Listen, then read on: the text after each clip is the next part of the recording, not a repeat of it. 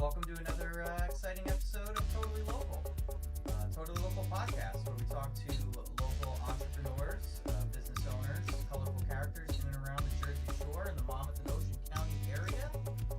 I am your host, Andrew Top Hat.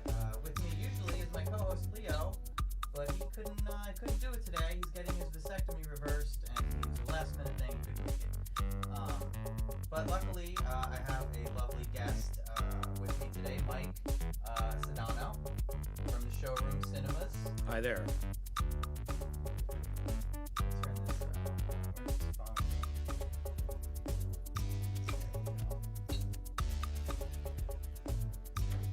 All right. Enough of that. Oh, such a lovely fade out. Thank you very much.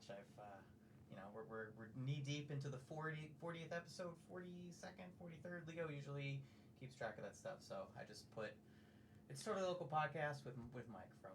So I'm number 42, maybe. I think this is probably 44 if I'm. Double fours. That's good. Yeah. I'm stoked. I mean, we've made it this far. Mike is saying my mic sounds. Mike is telling me my mic sounds weird. Hold on. Luckily, we have a back. Oh, that's wow. Much better. What does that one sound like, Mr. McHenry? Wow, this sounds great. That sounds You great. sounded good. I didn't sound, I was just going for it. I'm very impressed now. You like that? Yeah, that's a much better sound. Yeah, well, you should be all about the sound, being in the cinema game. Cinema game, it's two things: picture and sound, Uh-huh. and popcorn. Is there so you started the showroom in Asbury Park? No, we did. 2009? 2009. Very good. Thank Fact check. Very good research. Thank you. So you started in 2009. Now Asbury Park in 2009 is not the metropolis that we see before us today. No, there were still tumbleweeds going down Cookman Avenue. What was the impetus to start with a movie theater? At first it was like 50 seats across the street from where it is now. Yes, it was in a small, deserted retail store. What was the what made you start that? What made you do that? Basically, we had nothing else to do, so we just said, "Well, why don't we start a movie theater?" Perfect. No, basically, we in our former life, this is now our our third career. Mm-hmm. We had produced huge $1 million sales meetings for Fortune 100 companies. And basically what that meant was taking an empty shell of a ballroom and making it into a theater. For 3 days. You take it down and go to another city and do it all over again. Interesting. So when we came to the teeming metropolis of Asbury Park, there were no movie theaters. Mm-hmm. We couldn't understand it. There were art galleries, there were photo galleries, there were bars, there were dives and dumps, but no movie theaters. The last movie theater that was there was the Baronet.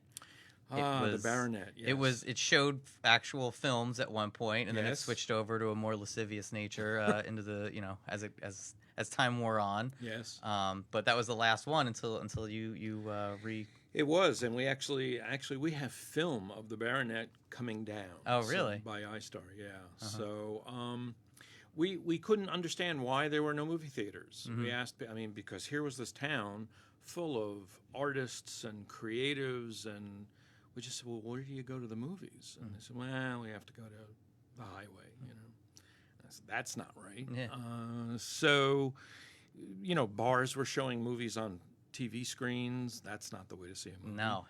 No. And it was the home of the Walter Reed organization. He started in Asbury Park. Mm-hmm. So I just said, well, this is crazy. Why don't we, we know how to turn a room into a decent screening room for people.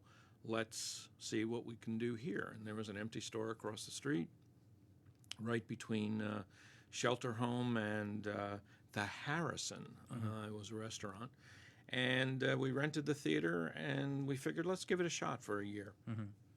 we threw in 50 patio chairs and put up a huge screen and a pretty decent sound system and projection system. And we opened the doors, and people came. That's wild. We were totally blown away. You were really surprised with how many people were? Sure, yeah. Because it's not only it's the fact that you set this up in an area that should, that you kind of foresaw that. I would imagine you foresaw that there's art and culture here, that it's going to get bigger, and that there should be. We never thought about it getting bigger at all. Never crossed our minds. All we wanted to do was show good movies in a good space. And we just thought movies should be a part of the cultural scene of Asbury Park. Heck yeah. And we became the film center, I guess, if you want to call it. Yeah, and there's also this idea of like, you could go to these gigantic mega theaters and see specific kinds of movies. Oh, but absolutely. There's a lot that like slip through the cracks. Even back in 2009, there were hundreds of movies that never saw the light of day, and we would play them mixed with, as popular a movie that we could get on the formats that we were playing, which weren't mainstream formats at all. And people came. So. And how does that work now? Because like from what I remember, I've worked as a projectionist. I've done AV stuff. So back when I used to do that, there were certain movies where it would just be cans. You'd have to do reels. But now is it digital? How do you? It's all digital. Everything is computer, and depending on the movie, they either send you a hard drive and you have to ingest it into servers, or they download it on a very fast network, and we import it into the server. Nice. So what was the, so it's you open it up, you're surprised that there's more people than 50 that want to go see something, and then you decide to, now you move across the street. You were in a place that was like, it was a pharmacy, it was a shoe store. You move across the street, and then you kind of built. Oh, we gutted it. Yeah. For 3 years, 2 years, 3 years, we stared at this building that was across the street that was everything under the sun, because back then in Asbury, if somebody had an idea, they'd knock on an owner's door, a landlord's door, and say, hey, I want to put a gallery in here. Hey, I want to put a whatever in here. And so it was a number of things, and it was the one building in downtown Asbury that was clear span, had no columns in the middle of it to hold it up. So, I mean, last thing in the world you need in a movie theater are people looking around columns. Yeah. So we said, well, this is interesting. Okay, because we were kind of stuck. We said, all right, well, now what are we going to do? Because there's people coming, and there's so many more movies out there. And in order to be kind of taken seriously, other than the fact that, oh, yeah, you're in a retail store, you're not a real movie theater, we needed to actually build real movie theaters. So we got into an arrangement with the owner of that building, and we tore it down from the inside. We added a partial second floor, and we put 3 theaters in it. There's 3. There's 75 seat, 30 seat, and then you have a upstairs. It's like a 15 seat VIP is how they describe it. It's we call it the loft. They are 15 armchairs with hassocks, and it's like watching the biggest screen you could possibly get in your living room. That's cool. And That's really cool. Everybody loves going up to Theater 3. Of course, we should have probably charged more money for it, but we're not. So I went to school. I did production, but I was more interested in film theory. So because I just like watching movies. Sure. And in some ways, it kind of ruined the movie experience for me because you start to really analyze it Yeah, too you much. analyze it. And then I had a great professor, Gus Blaisdell, changed my life. Rest in peace. I love Gus. But you'd go into the room. And that was the guy he taught international horror. The Hitchcock class is the one I was talking about before. You would go into the room, and he would close all the windows, everything, so it was dark as possible. Then he would take the clocks on the wall and he'd cover them all up. And he ran it like he was very strict. He was cool, but when the movie was about to come on, he was very strict about things. And I would take his class, and eventually I was working as a projectionist in his class. And he would have me go around the room. If anyone was making any noise, if they were unwrapping anything, he would come up to me and he'd whisper in my, he's like, "Go tell that person to stop doing that." And I'd have to go around the room. And so now when I watch movies, I can't really enjoy. If I'm sitting at home, it's not the same. It's really not the same at all. Well, that's our biggest, that now 9 years ago, 10 years ago, it was the landscape was so different in the industry itself. It was when we started, it was still film. I mean, film with sprockets and projector reels and all of that. Yeah. And then slowly it started turning over. And we got into this digital thing because Hollywood decided, well, we're not going to spend money on film prints anymore. Yeah.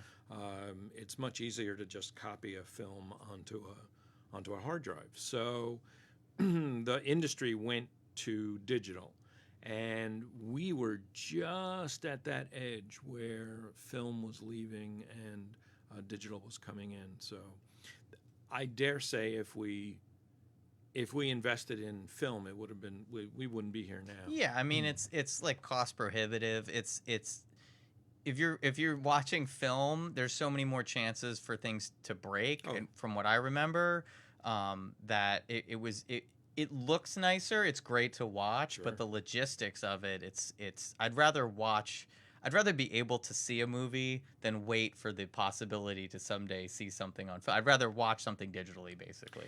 Well, when it all boils down to it, it's really about storytelling. So, how does this director, this writer, tell this story in a way that envelops the audience, okay? That makes you, just for 2 hours, forget about the outside world, forget about the economy, forget about the fact that you may or may not have a job, whatever, okay? And that you are enveloped in the filmmaker's world. And that's, to us, the beauty of showing movies in a movie theater. Yeah. Okay.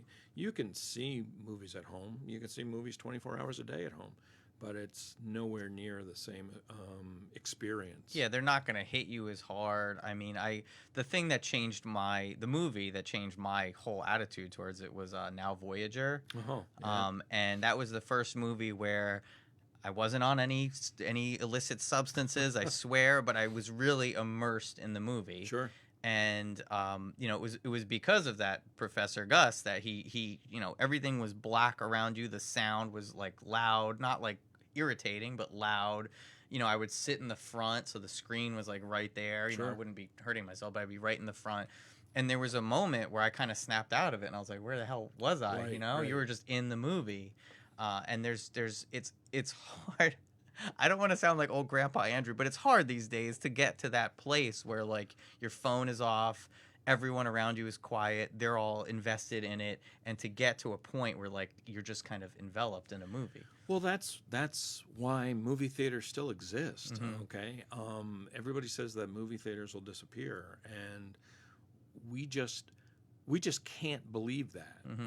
It just doesn't compute, because sure, I could pick up my phone and watch a little silly video or watch something on an iPad, okay, but coming to a theater and having that shared experience with somebody you don't even know, next to you. I mean, the whole idea is to share the experience with someone and then be able to go out afterwards and talk about it and debate it and argue about it and laugh about it. I mean, there is nothing more pleasant, more pleasing than being outside in the lobby and hearing people laughing all together or applauding at the end of a movie. I mean, it's a movie and you're applauding it. That to us it's nirvana. It's wonderful. Yeah, So, I mean, it's to have something like that, like just make people like force them to emote, move. Yeah. You know, move.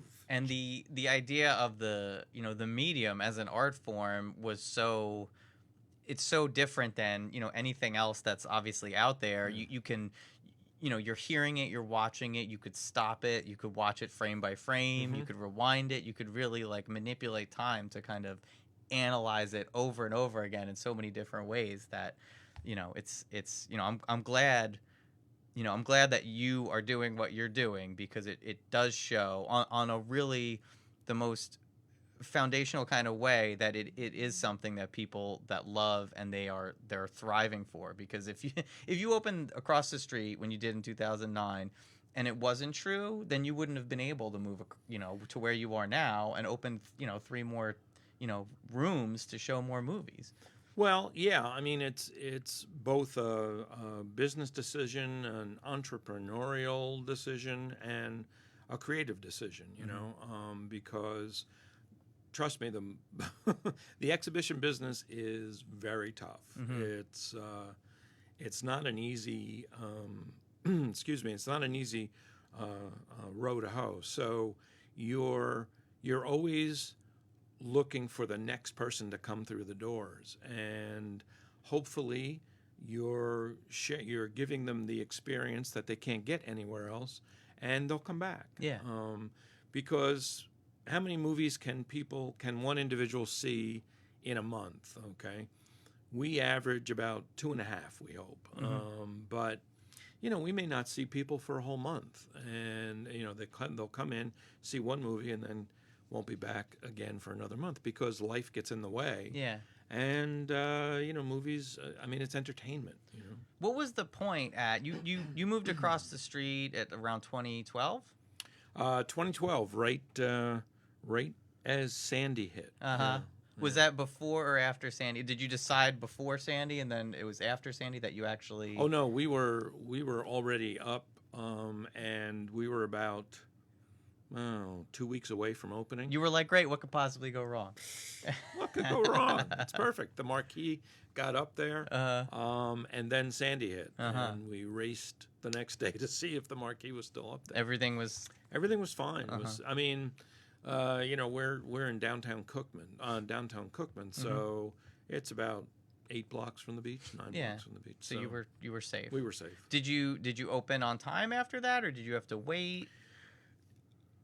We had wanted to open in early November, but it just wasn't going to happen. So we pushed it to right around Thanksgiving, the day after Thanksgiving, and we managed to do it. Was it a slow go at start when you moved across the street, or were there people interested in getting out?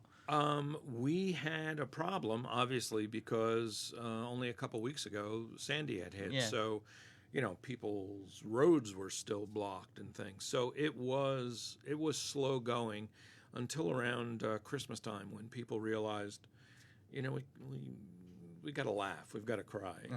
So they started coming back to the movies. So were you a little nervous at first when that was going on? We're nervous every day. We're nervous every day. I got the idea last week when it was hotter than hell out. And I was like sitting there, I'm like, well, I'd like to have, what guests, what are we going to do, yada, yada, yada. And I'm like, it's hot as hell out. What do people do when it's too hot to go to the beach in the summer? I'm like, they go to the movies. So our mutual acquaintance, Bob, I thought about him, like, yeah, he knew Mike from the showroom. So I connected with him because people go to the movies when it's too hot. That was true. That was very true. So last week was crazy for... Last week was crazy for a number of reasons. First off, we had opened the Lion King in our new Bradley location. And we have 3 great movies in the Asbury location, and the 50-year-old air conditioning in Bradley decided, oh, it's way too hot. I've got to shut down. So we had to close down for like a day and a half. Oh, wow. To get the air conditioning resuscitated. But we opened back up again yesterday, and there was a line. People were there. There was a line. Yeah. And I mean, as far as last week it was hot. Then there was that crazy storm. So the storm was nuts. You mentioned on Tuesday, I believe it was busy in Asbury. It was very busy in Asbury. People wanted to get out and get the hell away just from wanted to. They just, like you said, they just wanted solace. Yeah. And we were playing a couple popular movies, and they just kept coming. I mean, in Asbury, Asbury is a 365-day town. People think that it's, a shore town. Well, yeah, we happen to have a beach, and it's a great beach. But there's people who come all year round to Asbury. Especially now. And, well, yeah, now. And so, we're always open. We are open 365 days a year and showing movies. So in the summertime, the population just gets enormous because you have all these visitors coming in.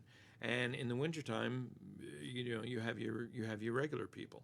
But we get people from all over. We get people from far south, Trenton and below. We get people from Staten Island and obviously New York City. Yeah. Philadelphia, they come because we're showing movies that you can't see anywhere else. That's so wild. So we are a destination. There's no two ways about it. And congratulations on opening the second theater, cinema. Bradley, yes. What that was, I mean, that's actually been there since I think earlier than the 20s. It was like a vaudeville It's a theater. vaudeville house. Yeah. And the previous owner, he had it since the 70s? He did. He had it for 41 years. And he just was kind of done doing it, I guess, at that point? Well, he's retired, I mean, when you get in your 70s, you're looking to, okay, well, what else am I going to do now? How did you kind of connect, or how did that go about? Well, Nancy and I always knew John. I mean, Bradley is really only 1 point something miles from Asbury, so it's kind of hard not to know other theater or exhibitors in the area. So we always knew John, and we just always said, hey, listen, if you're ever interested in selling this place, let us know. We don't know if we'd be ready to come and take ownership of it, but it doesn't hurt to talk. So we had been talking for quite a while, different ideas, different ways to relieve him as well as, expand our brand. And then, I don't know, one day it just hit. He just kind of contacted you, and it all just kind of worked out? Just kind of worked out. And is there, as far as, you got to kind of basically customize your the Asbury Park location, you got to go in and kind of say, this is a good building, this is how we want to set it up. Right. The Bradley Beach one was kind of, it's established. Is there kind of a difference between, is it more in Bradley Beach now? Because I know they would do more like mainstream, primarily, if not exclusively, showing like the Lion King and stuff like that. Yeah. Is there other differences, or running that theater? Is it kind of, or those theaters? Is there a discrepancy between the two, or is it very similar? Well, Asbury is still pretty much an independent art house kind of location, where Bradley, we're turning more into a mainstream, or keeping it as a mainstream location. At the moment, it still only has the one room. We hope to have a second theater coming online soon in that location, and we don't know what the future will hold for How so? Is there enough room in there? Are you going to split the theater that's in there? Well, what we did was we surprise everybody who walks through the door. We took over space that was unused in the theater. Believe it or not, there was a large space behind the little concession stand, and there was a really large space behind the box office. And we took over the box office and just blew out all the walls and made that our combined box office and concession stand. And the area that was behind the candy stand in the old days is now going to be a similar size theater to the one we have in Asbury, about cool. 25, 30 seats. Oh, awesome. Yeah. Awesome. Do you, what was your origin story for becoming part of this, area, part of the culture in Asbury Park? Are you from the area originally, or? No, we're from North Jersey. So we've lived in North Jersey all our lives, basically. And when it came time to retire from the corporate side of the business, we were also looking to change up where we lived. And we have a friend in Red Bank who said, you really ought to look into Asbury Park. And I just said, you have to be kidding. Asbury Park, you lock your doors just to go to the Stone Pony. Why would I look in Asbury Park? And she said, no, it's changing. They're doing all kinds of things there. Restaurants are popping up. I think at the time Harry's was there. Harry's Roadhouse was there, and there were a couple other smaller restaurants. And so we came down one day on a lark and started looking around, and they had just opened the Steinbach building for rentals. And we liked it. We wanted to move to the beach, and we did. Yeah. Perfect. We kind of, drank the Kool-Aid. Did you think that you would be? Were you looking at the time for a new venture, or were you kind of just looking to just kind of chill out at that point, live by the beach, drink, drinks out of coconuts and just kind of live your life, or were you looking at kind of getting into a new kind of crazy business? Yeah, we were looking for a new challenge. We didn't when we opened in the storefront. We thought, well, we'll open Thursday through Sunday, and the rest of the time we'll just chill. But got busier and busier. It got busier and busier, and people were saying, we'd love to have a Monday movie and a Tuesday movie, and then in order to start getting the movies that we really wanted, you had to prove to a distributor that you were more than just a hobby. So. You have to jump through a couple hoops to get to that point. We're still jumping. What were some of the challenges when you first opened that were unforeseen, or just stuff when you're running movies like that? What were some of the obstacles you kind of had to overcome? Well, one of the obstacles was what I mentioned is credibility with distributors. Like, why in the world would I give you my movie? Number two, we underestimated the comfort factor of sitting watching a movie, which is why we scrambled and got the patio chairs, which we're still reminded about almost on a weekly basis. I used to come to the theater with the patio chairs, and those were probably two of the biggest. And then the entire operation of exhibition, we really didn't know much about. We didn't know the rules and regulations. We didn't know how it all worked. And I said to myself, there's a magazine for every industry. There has to be a magazine for the exhibition industry. There you go. There wasn't a magazine as such. There was a conference that we went to out in Utah, strangely enough, and we met hundreds of other independent theater owners out there, and we just started networking. And attending the seminars and went, "Oh, is that how you do it? Oh, that's what that problem is." Do you still go to the every so often, or Every so often, yeah. It's I mean, it's a commitment. You have to go out for a weekend. It's always tied with Sundance. So if you're going to travel there, then you might as well go to Sundance. Do you go to Sundance? We've been to Sundance. Is it cool? Sundance is not what you think it is. It's they don't always play the best movies. Oh.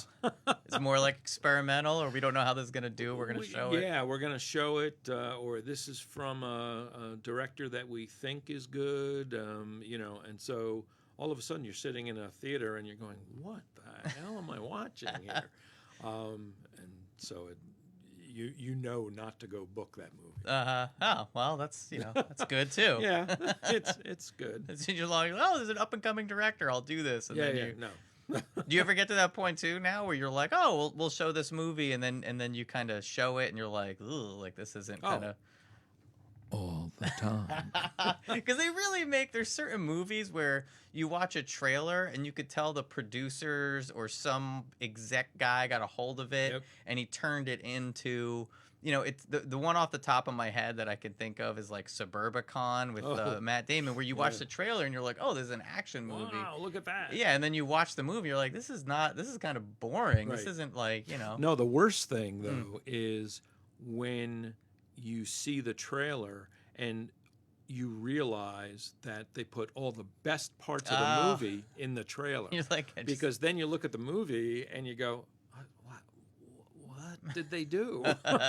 Why they screwed this up? Yeah. So there's been a lot of those. That's like, they jam everything into the trailer and then there's no surprises left. No, there's nothing. Or sometimes you watch the trailer, you feel like you watched the whole movie. You watch the whole movie. And there's a lot of that. I mean, that you look at the trailer, or that your booker says, you really should, look at this movie, or a distributor says, you look at this movie.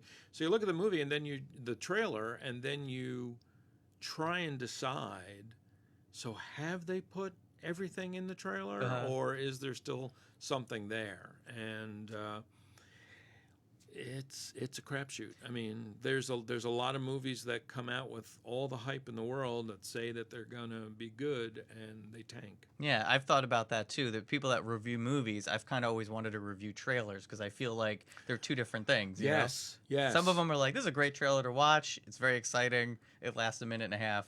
You don't have to go see the movie. Yeah. I've always wanted to produce trailers. I've always wanted to edit trailers because I think you got a voiceover too. You could probably do the voiceover In a World. I could see you. Yeah, In a World. Yeah, exactly. Right. As far as the distributors go, like, are they inclined, like, on a kind of a car salesman-y kind of vibe to push things on you, or do they kind of like let you decide, or want you to kind of independently kind of say, they just kind of display, like, here are our movies that we have, do you like any of them? Or are they kind of pushing stuff on you? Or you don't want to make them the distributors are great is what I meant to say. No, every distributor is fantastic. Okay. That's first and foremost. Okay, that without saying. Are there certain movies then they'll say, this one you should really, really check out? You as an exhibitor, you have to do your own research. Mm-hmm. Okay, there's no two ways about it. And every week we pore over the internet. Thank God for the internet. Yeah. And we pore over the internet to get the skinny on what may or may not happen. Who is or is going to be in this movie? What's their cred? What's their buzz? That kind of thing. Mm-hmm. What's the director's past experience?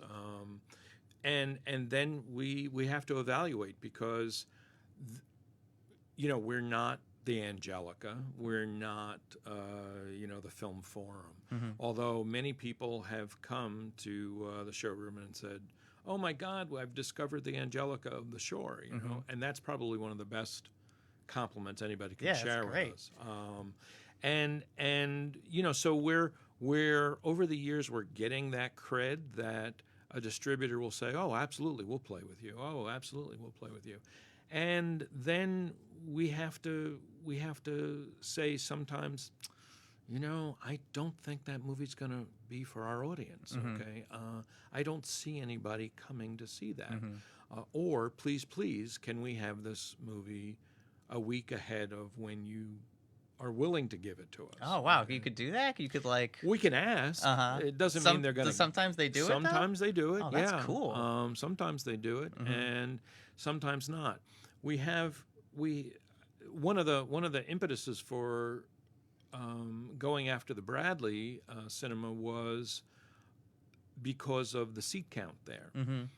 Distributors always look for seat count. And in Asbury, the total number of seats we have is like 110, 112.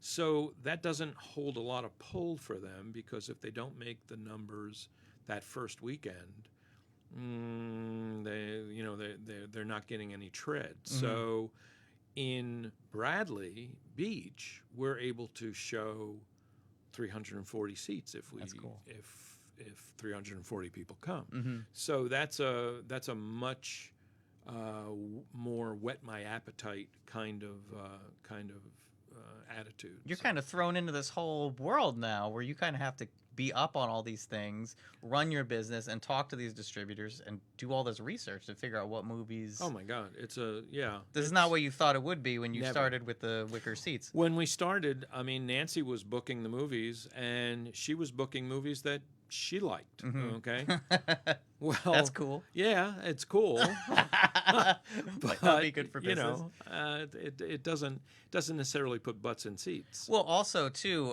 the idea. What I like is, and I've seen certain businesses. I've been privy to certain businesses that have come into Asbury Park, and they haven't really kind of been tried to be a part of the community. Oh, there were a number of those. But I mean, in what you and your business have done is you kind of incorporate certain businesses. You have something going on with Mogo where, you have some deals going on where you guys kind of partner up. Absolutely. We're getting more and more into that. I mean, they're part of entrepreneurship, part of running a business is always being open to possibilities. And one of the possibilities is that since we're a destination and other retailers and other people in the downtown have said to us, do you know how many people come into our store ahead of the movie or race out just as the movie's starting? Because I can tell you there's a lot of people who do that. And we didn't really even know that. We're in our little bubble. But really being part of the community is to be open to both the guests who come into the showroom as well as our business partners in the town. And Mogo was one of them. They jumped right on the fact, oh, wow, this is cool. We could offer dinner and a movie package. That's cool. We're starting to go out and look for sponsors for various series programs we have. We've got a series once a month on Friday nights called Graveyard Shift. I have that written down. Yeah, and we have a series once a month on Sundays called Horror Church. So, we partner with Paranormal Books and Curiosities, Kathy, for both of those. And now we're getting into sponsorship where, various businesses like Purple Glaze and Words Bookstore and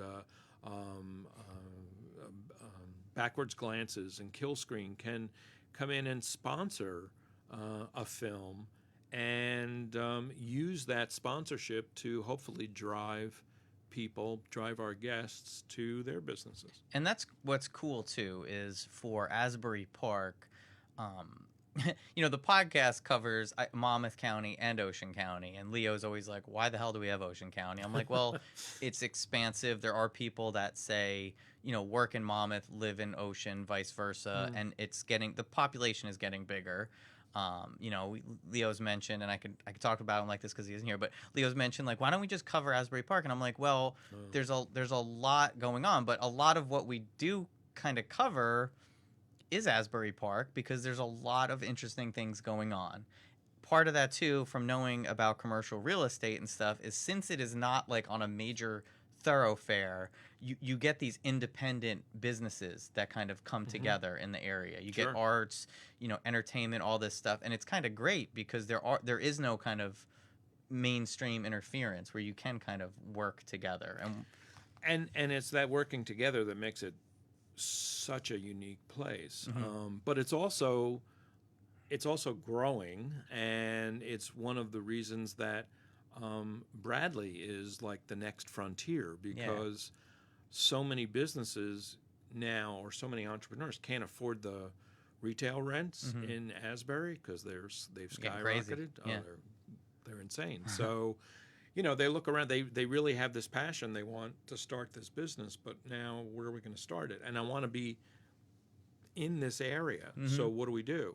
So they go down the street to Bradley, and Bradley is popping up with quite a number of interesting businesses. I used to live in Bradley Beach. I love Bradley Beach. The residential real estate is crazy in Bradley Beach, but there is that main street area for retail that's just kind of opened up.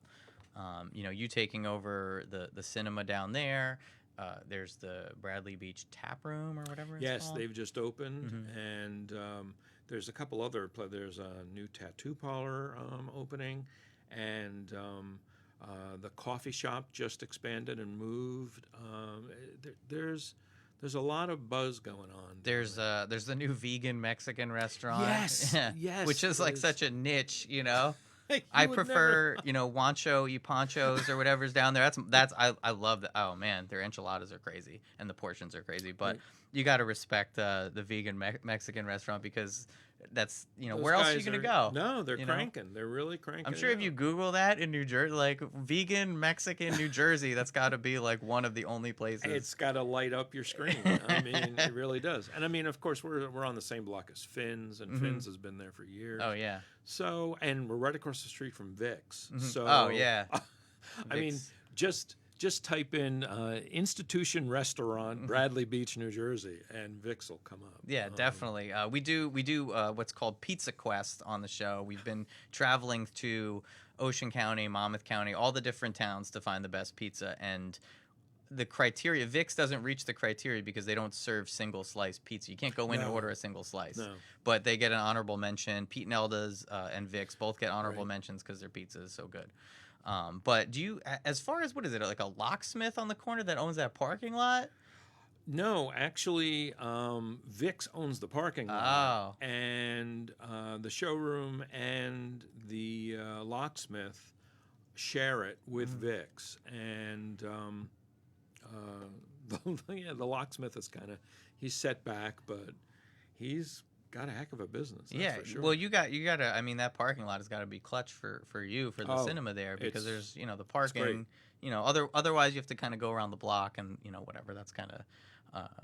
Yes, but you can still find a parking space in Bradley Beach. That's true. In Bradley Beach, definitely a lot easier. In Asbury Park, I can't tell you. Asbury Park is definitely. The parking has affected our business, or the lack of parking. It's the same thing. Asbury Park and Red Bank is crazy. It's like not even worth it sometimes to just go up there, because you're like, where am I going to go? Right. But Asbury Park, aside from like the parking structure, what is that? It's not on Madison. What is that on Bangs? It's on Bangs, yeah. Aside from that, there's not. It's hard to. And then now with the app, you got to find somewhere to park. Right. I never mess with those kiosks. I just downloaded the app because I'm like, I ain't fooling We around. Tell everybody, don't just download the app. Yeah, it's it just makes easy. Yeah, it makes it whatever the 25 cents is extra. Just do it. Just do it. Splurge. You mentioned the Graveyard Shift series, Paranormal Books, Kill Screen Games, Groovy Graveyard, Rebel Supply. You've partnered with people. Yeah. How did that come about? Basically, we're always looking for new things to do, quirky things to do, things that you don't find anywhere else. And Jeff, our creative director, is a horror, an old horror aficionado, and Evan, our assistant manager, is kind of a thriller, horror, 80s, 70s kind of guy. Okay. And we started trying this thing with a horror church showing the old classics. Okay, I mean, I think we just showed Creature from the Black Lagoon the other Sunday, and of course, right down the street is the classic Paranormal Books and Curiosities. Staple in Asbury. Staple. We've known Kathy from 2009.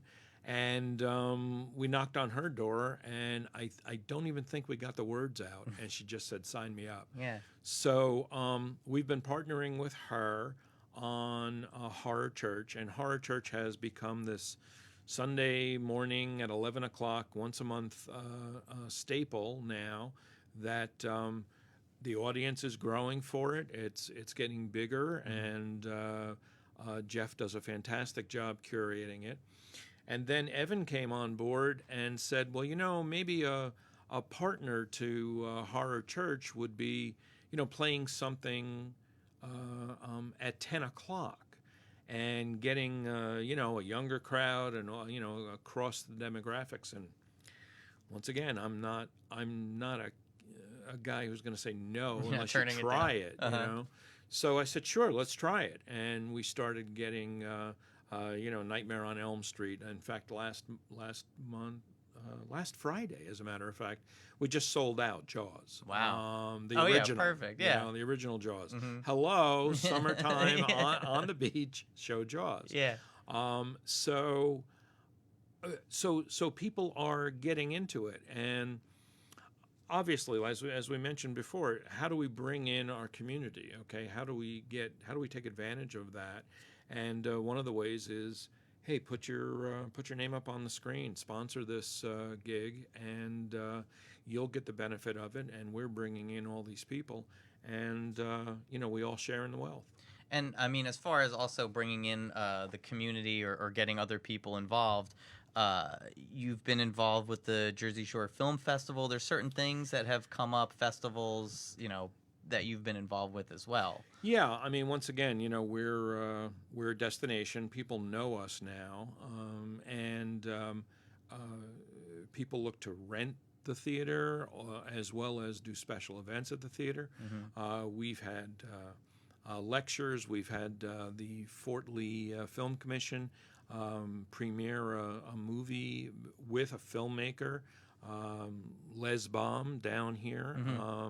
And we do a lot of those things, and we just want to be more involved with, in fact, the more we can be involved with filmmakers, the better off, because guests really enjoy the ability to have a Q&A afterwards. That adds so much to it. As a matter of fact, last year we did a series with the New York Times. The New York Times found us. We're still blown away by that. They wanted to do an evening of their op docs. They have these web-based video documentaries that they produce, and they said we're trying to get a broader audience, and we realize a lot of people are in Monmouth County who are our readers. We want to have a special night for them. We want to rent the theater. And I went, excuse me? This is the New York Times, right? And they said, yeah, come on down. They were blown away by the facility and the amount of people that came. What, as far as like the area, obviously it's known for music and stuff, and the movies you have on queue in Asbury Park right now is Yesterday, Wild Rose, Echo in the Canyon. I think Echo in the Canyon's more of a documentary, but these are all like music based. Do you kind of theme them, or does that just kind of happen like as it is right now? Actually, now that you just listed those three, I just realized all three are music. No, you know what it is? Music movies, and we found this out over the years, music movies just do really well. Is it because it's in Asbury? I have no idea. But when we play music movies, and especially special event music movies, audiences come, guests show up. and it may be because of Asbury. We don't know. It's but working, so there you go. It's working, so why mess with it? Mm-hmm. And it's funny you mentioned Wild Rose. Wild Rose did lousy the first week. Oh, really? It really did. The description sounds cool. It's cool, and she's a talent. I forget the singer's name, but she like pops off the screen. But now we took a rider on it. We just said, you know what? All right, we'll roll the dice. Let's play it a second week. And now people are discovering it, hearing about it, and they're coming. And that's one of the strange things about exhibition is that your first week may not do so well, and you have to guide your business, especially by that first week. Well, first week it didn't do well, so we said, all right, let's try it a second week. If you decided to not try it a second week, could you pivot that fast to where you could put a movie in its place, or what would you do? We would have to. We generally have an arm's length of movies that we're looking at, and we hope that we can get. And what we'll do is we'll then maybe go to the distributor and say, so, listen, I know this was scheduled for next week, but could we move this up? I'd like to say that I have horrible taste in movies because I'll watch anything and I'll find something. I'm like, there's very few movies. I can think of like one movie where I actually walked out over the course of me watching however many movies. Is it something where if you'll sit down and watch a movie, will you kind of decide for yourself if it's good or bad, or do you trust your own judgment to decide if something is right or wrong for the theater? We'll evaluate as best we can. 9 times out of 10, we don't even get to see the movie ahead of time. And that's one of the ways that the business has changed so much since 2009 till now. Back in 2009, distributors would send you DVDs, of them. We would have piles of DVDs to go through to evaluate a movie. And we'd sit and watch them, and, after the first 10 minutes, if it was going nowhere, we'd chuck it away. But we don't get that opportunity now because everything moves so fast. The most that'll happen is they'll send you a link to a protected Vimeo file somewhere, and we'll watch the movie. As much as I hate it, we'll watch the movie on our computer and just use your best judgment to try and evaluate it. Yeah. Could you think about like maybe your earliest memory of going to see a movie in a theater, or most memorable point where kind of you realized how much you loved it? Yes, and I've told this before to people and they laugh out loud. One of the movies that I remember seeing as a kid was the Disney movie Darby O'Gill and the Little People, and it scared the hell out of me. Okay, and as I reflected on it and grew up, I said, man, if a movie on the screen can have that effect on you, what a wild business that is. What a wild storytelling idea that is. Is that somebody could tell a story and affect you so much. And it just stuck with you?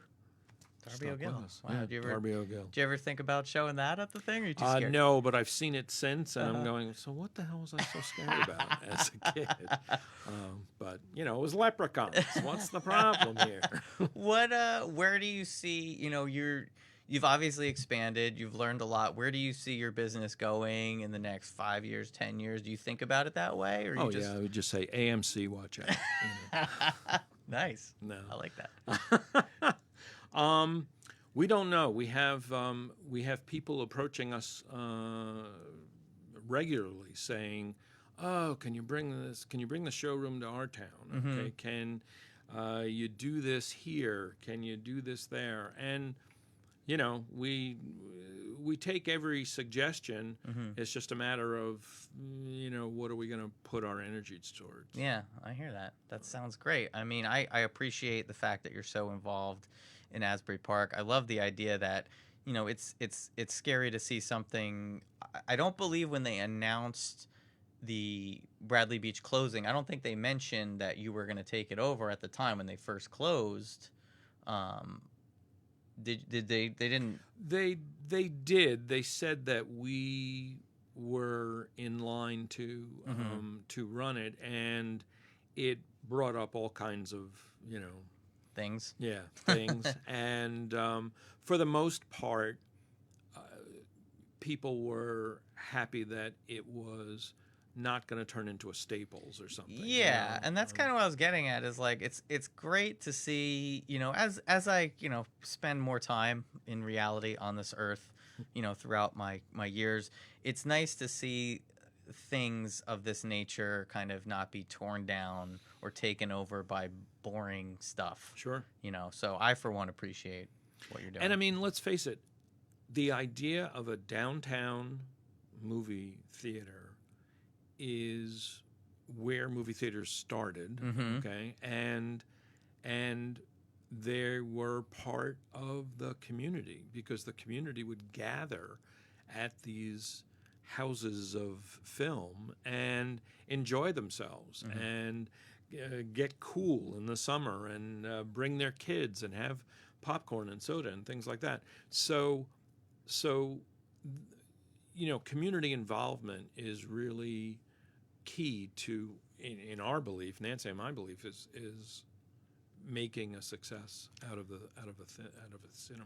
Well, on that note, I'd like to say thanks for coming in. Hey, thanks for having me. It's been great talking to you. If people want more information, they can go to the showroomap.com. Is that the No, we website? changed it. Oh. Yeah. It's showroomcinemas.com. Okay. Since now we have since two. now there's... All right. Well, Mike, thank you so much for coming in. Thanks, Andrew. This was great. Yeah. I love movies, and I love what you're doing. Super. This has been Totally Local Podcast, where we talk to wonderful people like Mike. Please follow us on Instagram, totally_local_podcast. Go to our website, totallylocalpodcast.com, and look for this episode on Facebook, YouTube, and it's going to be all over the podcasty places like Spotify and Apple Music or whatever it's called. Oh, I love being over all those places. Thanks a lot, and thanks again, and I don't know, everyone have a great week. Go see a movie, people. Yeah, go see a movie.